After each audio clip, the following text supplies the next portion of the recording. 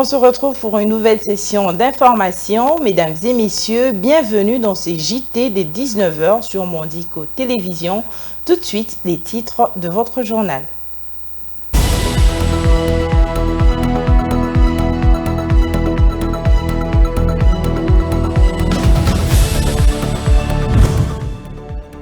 Le haut-commissaire de l'ONU aux droits de l'homme, Volker Turk, a plaidé jeudi 18 avril 2024 pour le respect des droits des personnes déplacées dans l'Est de la République démocratique du Congo.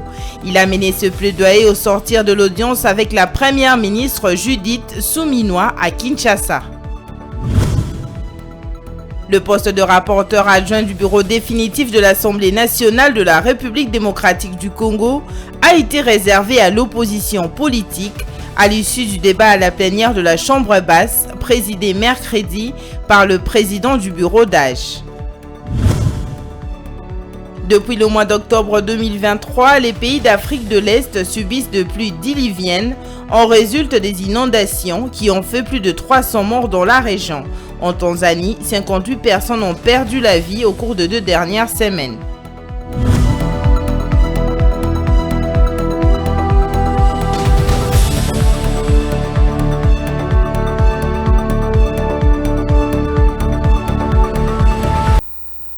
Mesdames et messieurs, bonsoir. Je l'ai annoncé dans les titres, la première ministre a reçu ce jeudi 18 avril à l'hôtel du gouvernement le haut-commissaire des Nations Unies aux droits de l'homme en fin de visite en RDC. L'entretien entre les deux personnalités, accompagné par le ministre des Droits humains et la chef de la MONUSCO, a eu lieu avant les débuts de consultation que mène depuis 5 jours la première ministre. Volker Turk a recommandé à Judith Suminwa de prioriser les questions des droits humains, notamment pour résoudre la crise dans l'est du pays. Suivez. Avec tous les défis que le pays a actuellement, c'est clair, et on était d'accord là-dessus, que les questions des droits humains, de s'orienter vers la population, les populations et de mettre en sorte que les besoins des populations soient à la hauteur de l'attention du gouvernement et que les droits humains sont quelque chose de transversal qui affecte tous les secteurs de l'administration et de la gouvernance. Et la situation humanitaire, surtout dans l'Est, est précaire. À cause de l'insécurité, c'est crucial que l'administration et les Nations Unies continuent à avoir une collaboration étroite pour faire face à ces défis humanitaires et autres. Ça, c'est absolument clair. Et justement pour ça, on a besoin d'une collaboration fructueuse. Consultation de la première ministre, il faut des critères drastiques dans la sélection des personnalités à nommer au gouvernement souminois. C'est le vœu exprimé le mercredi 17 avril à la première ministre par 2 regroupements politiques tshisekédistes. Ils ont aussi suggéré à Judith Suminwa la discipline budgétaire comme moyen de réduction du train de vie des institutions. Vini Ngali Junior pour le détail. Les forces politiques alliées à l'UDPS-FPAU, conduites par Élisée Bokoumouana, ne sont pas allées par les dos de la cuillère. Pour le FPAU, les critères de sélection des membres du futur gouvernement doivent être durcis pour espérer avoir de personnes capables de relever le défi qui attendent de l'exécutif national. Justin Bitakwira est porte-parole des circonstances de ces regroupements politiques. D'abord la compétence. On a besoin des acteurs politiques, mais on a aussi besoin des technocrates. On a besoin quand même des ministres ou des politiques qui ont une moralité. Parce qu'à l'époque de Mobutu, souvenez-vous, avant qu'on me nomme ministre, on vous check. Où est-ce que vous vivez? De quelle manière vous vivez? Quels sont les témoignages des membres des familles? Témoignages des voisins? Est-ce que vous êtes voleur? Vous êtes assassin? Vous avez été dans les différentes rébellions et puis on vous retrouve encore au gouvernement? Voilà un peu de ce qu'on a parlé.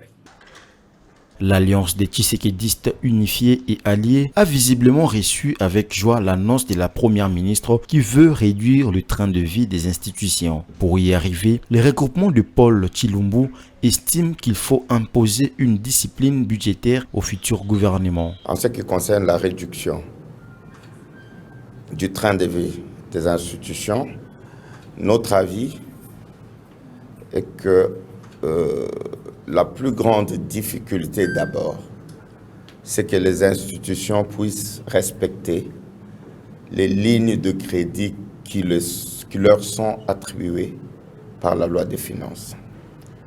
Il y a des institutions qui sont totalement budgétivores, qui font des dépassements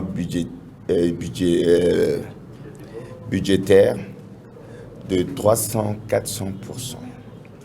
Alors, la première chose, avant de voir toutes les autres structures dont l'efficacité et l'importance est discutable, qui consomment le trésor, qui consomment l'argent de l'État, il faudrait mettre d'abord la discipline. Judith Souminois entame bientôt le dernier virage de ses consultations. Le 19 avril, tout sera fini afin de lui permettre d'amorcer l'étape de la formation proprement dite de son équipe gouvernementale.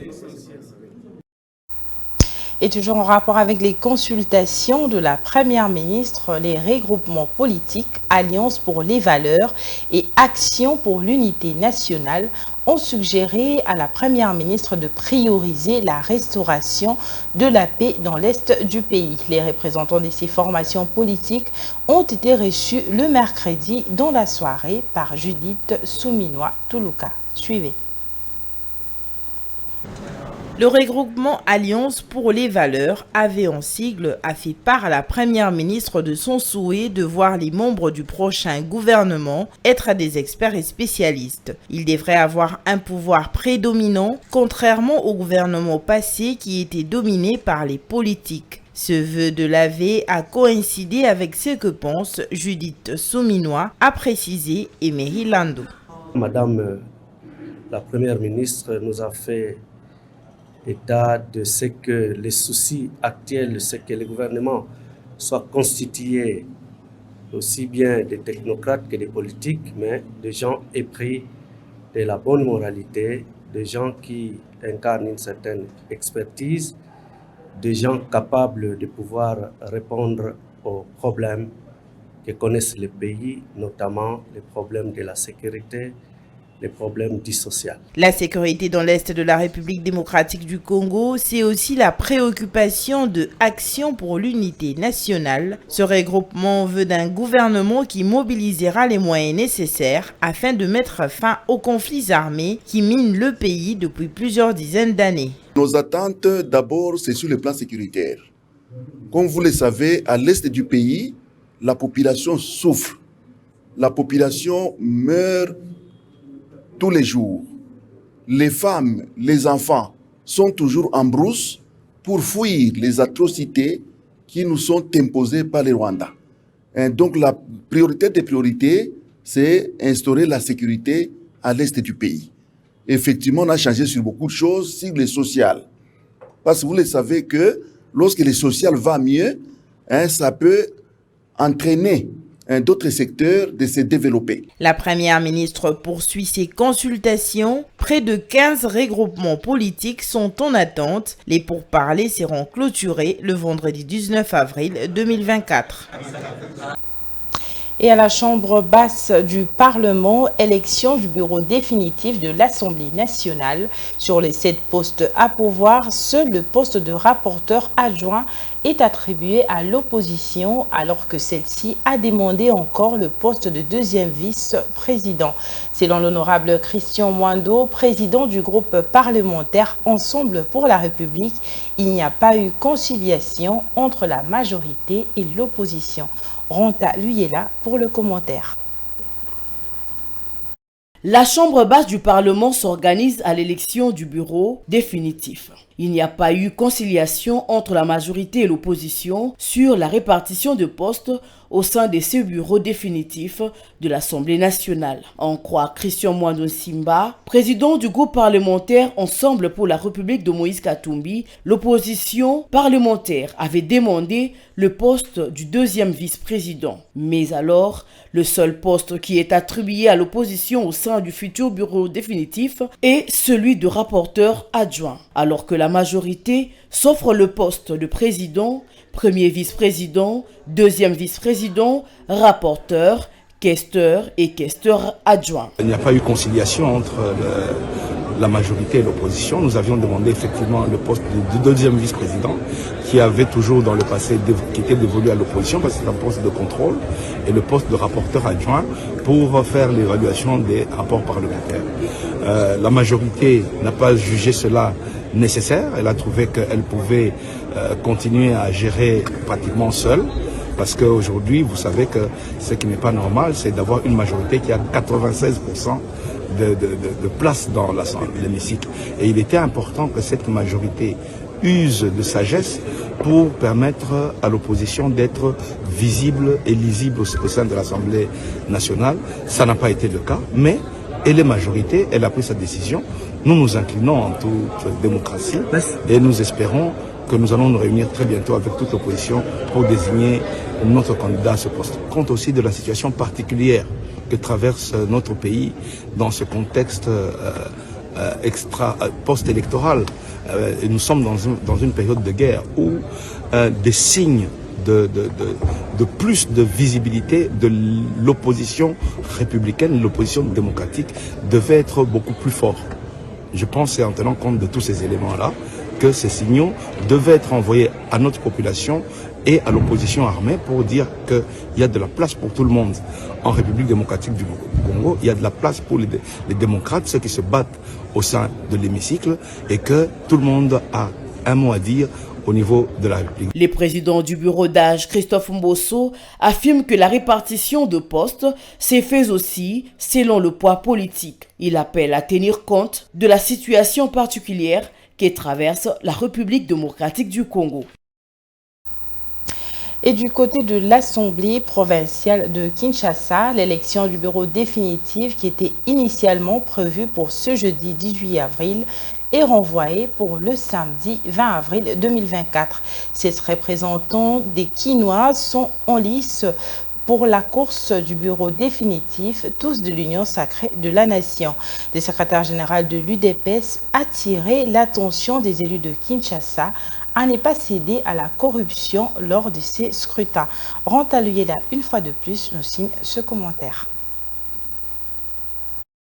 Initialement prévue en date du 18 avril 2024, l'Assemblée provinciale de Kinshasa a renvoyé l'élection du bureau définitif au samedi 20 avril 2024. Seuls 7 députés provinciaux sont engagés dans ces challenges à l'organe délibérant de Kinshasa. Il s'agit de Amos Mbokoso, candidat président à CPA, Shekewa Domaine et Jésus Noël, candidat président indépendant, Lévi Mbouta, candidat président 4AC, Germain Chinyama, candidat vice-président ANB, André Kongolo, candidat rapporteur FDCA, Clovis Samba, candidat rapporteur adjoint MLC, Socrate Moubengaï, candidat questeur UDPS. Ce sont là le 7 députés provinciaux et candidats pour l'organe délibérant de Kinshasa. Le secrétaire général de l'UDPS et membre du présidium de l'Union sacrée, Augustin Kabouya, a attiré l'attention des élus de Kinshasa de ne pas céder aux tentatives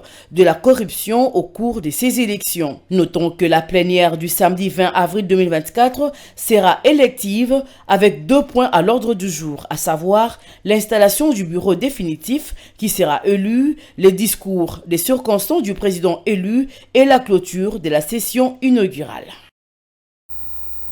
Et dans le reste de l'actualité, une bonne nouvelle pour les populations vulnérables des zones rurales d'accès difficile qui auront désormais accès aux vaccins de qualité et ce, grâce aux véhicules frigorifiques de transport de vaccins qui dispose le programme élargi de vaccination PEV en sigle.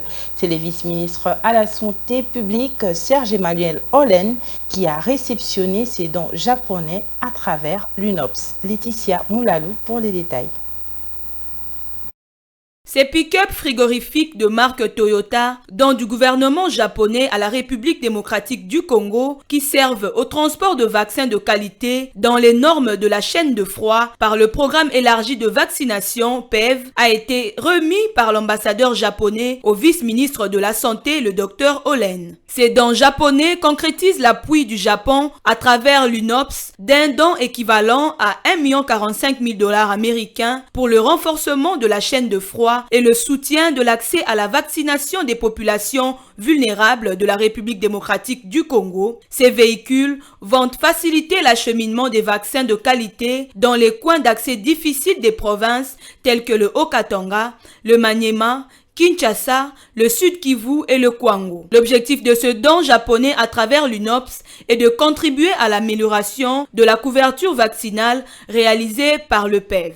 Ce geste très apprécié par le directeur national du PEV, car cette action sera un grand apport dans la couverture vaccinale dans toute la République. La même cérémonie a été couplée de la remise des tablettes dont de l'OMS, de la République démocratique du Congo, pour renforcer le système de santé et la couverture de santé universelle à travers la surveillance des épidémies en temps réel. Les tablettes données au vice-ministre de la Santé, le Dr Serge-Emmanuel Olen, par le représentant adjoint de l'OMS.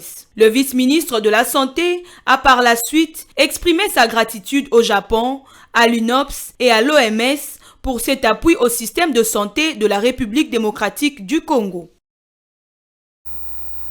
Et en mission à Lubumbashi, chef-lieu de la province du Haut-Katanga, la délégation chinoise y est allée pour palper du doigt les réalités de la Société nationale de chemin de fer du Congo, SNCC en sigle. L'objectif de cette visite est de moderniser tous les équipements de cette entreprise. Regardez. La SNCC, Société nationale des chemins de fer du Congo, est une société de transport qui exploite notamment la voie ferrée. Ces trafics rencontrent d'énormes difficultés parce que le chemin de fer devenu vétuste, aussi à cause de l'insuffisance de ses locomotives. C'est dans le souci de voir la SNCC redevenir moderne, selon la vision du chef de l'État, Félix-Antoine Tshisekedi, que l'administrateur de la SNCC, Joachim Mukwasangoy, a conduit une délégation chinoise au siège de cette société à Lubumbashi, question de leur permettre de palper la réalité. De la vision du chef de l'État, que nous puissions obtenir un meilleur rendement de ces chemins de fer qui est un outil important de l'économie du pays. Dans ce sens-là que nous avons visité les installations, les rails, les traverses, les bétons. Notre chemin de fer doit être vraiment remis en état moderne parce que c'est depuis peut-être l'indépendance que cette voie est là. La modernisation de la voie ferroviaire de la SNCC s'avère urgente pour faciliter le transport et des marchandises de la population. Autre endroit à être visité par la même délégation, c'est l'usine de production des bétons. Sa remise en service permettra de produire des traversées des rails qui serviront aux autres territoires de la République démocratique du Congo. Quand on parle de béton, ce n'est pas n'importe quel béton. Nous parlons en termes techniques des bi-béton et puis monobéton. Les chemins de fer, c'est un vecteur très important de l'économie du pays. Nous aurons à évacuer des produits agricoles qui traînent partout à travers le pays. La Société nationale de chemin de fer du Congo, épine dorsale de l'économie nationale, est aussi l'outil d'intégration nationale qui dessert le Haut-Katanga, Lualaba, Olomami, Tanganyika, le Maniema, la Chopo, Kasaï oriental et occidental, et aussi le sud et le nord Kivu. Rappelons par ailleurs que la même délégation avait récemment visité la rivière Lubilangi en vue d'y ériger un mini-barrage pour l'électrification du Kasaï oriental. Et en société, des œuvres d'art réalisées à partir des déchets ménagers et principalement des sachets. C'est l'initiative de 3 jeunes artistes plasticiens quinois pour qui les déchets ménagers peuvent être révalorisés d'une manière ou d'une autre et être utiles pour la décoration intérieure des maisons. Les détails dans cet élément.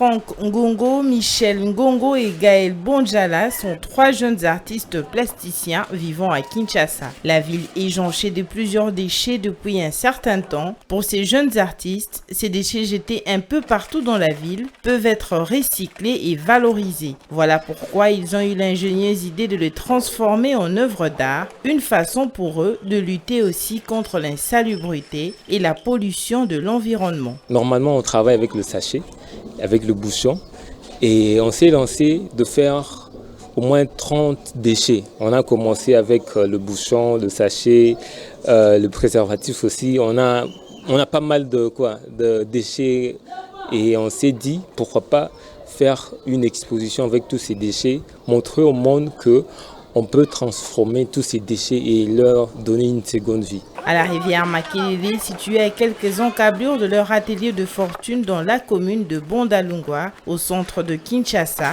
ces jeunes artistes avec des masques au visage et des gants aux mains récupèrent divers déchets déversés le long de cette rivière. Une fois retournés à l'atelier, ils procèdent à leur nettoyage après le tri. Ils se concentrent ensuite et décident de l'œuvre d'art à réaliser. Oui, déjà jusque-là, quand vous voyez déjà tout ça, qu'est-ce que vous dites? Donc on apprend déjà beaucoup, parce que pour faire ça, c'est pas donné à tout le monde. Oui, c'est un talent et une bénédiction qui a été partagée. Sans soutien ni appui extérieur, ces jeunes artistes plasticiens sollicitent l'accompagnement du gouvernement congolais pour leur permettre de former d'autres jeunes en cette matière et aussi d'entrer en contact avec d'autres partenaires. Si seulement le gouvernement pouvait nous aider, on va aider beaucoup de jeunes. C'est des colonnades, des criminels, des gens qui font rien, surtout les jeunes. Si les gouvernements nous aident, on pourra faire quelque chose ensemble avec eux. Bon, le seul message que je peux lancer au gouvernement, c'est de nous soutenir. Pas seulement avec... Parce que dans notre pays, quand on dit de soutenir, c'est toujours l'argent. Mais en quelque sorte, c'est pas aussi l'argent. C'est le contact aussi compte. S'ils peuvent nous soutenir même avec le contact, ça peut nous aider, les contacts, comme les gens de l'extérieur. Ils peuvent fournir quelque chose afin que nous puissions avoir une grande espace avec beaucoup de jeunes qui pourront nous aider à faire beaucoup de choses avec ces déchets. Ces œuvres d'art sont soit exposées au public, soit vendues ou livrées à ceux qui ont passé des commandes. Des projets d'avenir, ces jeunes artistes plasticiens en ont plein la tête. Ils rêvent d'aller à l'étranger et montrer au monde ce qu'ils sont capables de faire à partir des déchets. L'actualité, c'est aussi en dehors de nos frontières. Depuis le mois d'octobre, les pays d'Afrique de l'Est subissent de pluies diluviennes. En résulte des inondations qui ont causé plus de 300 morts dans la région. En Tanzanie, 58 personnes ont perdu la vie au cours de 2 dernières semaines. Au Kenya, une dizaine de personnes ont également disparu ces dernières semaines. Grâce Mayo pour le commentaire. Endommageant les infrastructures et poussant les personnes vivant dans les zones inondables de se déplacer, les fortes pluies font presque partie des événements météorologiques inévitables des habitants de ces régions. Habitués à vivre au gré de ces inondations à chaque saison de pluie. En 2019, alors que je récupérais mes affaires ménagères après les fortes inondations, quelque chose m'a piqué la jambe, ce qui s'est avéré très grave et m'a amputé. Les inondations me poursuivent et aujourd'hui je suis boiteuse. Je ne peux même pas sortir de ces eaux de crue après qu'elles aient rempli ma maison. Ma maison est toujours submergée par l'eau. Au Kenya, la montée des eaux du lac Tanganyika a englouti de centaines de maisons de l'un des plus grands quartiers de pêcheurs de la ville de Kalemi. Les habitants sinistrés se démènent par leurs propres moyens pour sauver ce qu'ils peuvent de leur logement. En fait, 646 ménages ont été déplacés, dont 246 campent à l'école primaire d'Ombaka ou au centre d'évacuation d'Ombaka. 380 d'entre eux sont allés s'installer chez leurs proches qui se trouvent sur des terrains plus élevés. Le département météorologique du Kenya avait prévenu que le pays allait connaître de très fortes précipitations et avait demandé à la population de se préparer à des inondations. Les pluies devraient atteindre leur maximum vers la fin du mois. Voilà, c'est par cet élément que prend fin notre grande édition de ce soir. Mais si vous avez pris en cours de diffusion, je vous rappelle les principaux titres.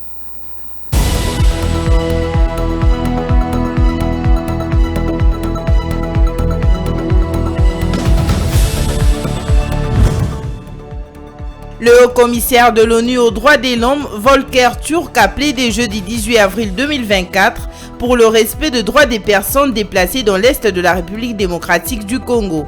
Il a mené ce plaidoyer au sortir de l'audience avec la première ministre Judith Suminwa à Kinshasa. Le poste de rapporteur adjoint du bureau définitif de l'Assemblée nationale de la République démocratique du Congo a été réservé à l'opposition politique à l'issue du débat à la plénière de la Chambre basse, présidé mercredi par le président du bureau d'âge. Depuis le mois d'octobre 2023, les pays d'Afrique de l'Est subissent de pluies diluviennes. En résulte des inondations qui ont fait plus de 300 morts dans la région. En Tanzanie, 58 personnes ont perdu la vie au cours de 2 dernières semaines.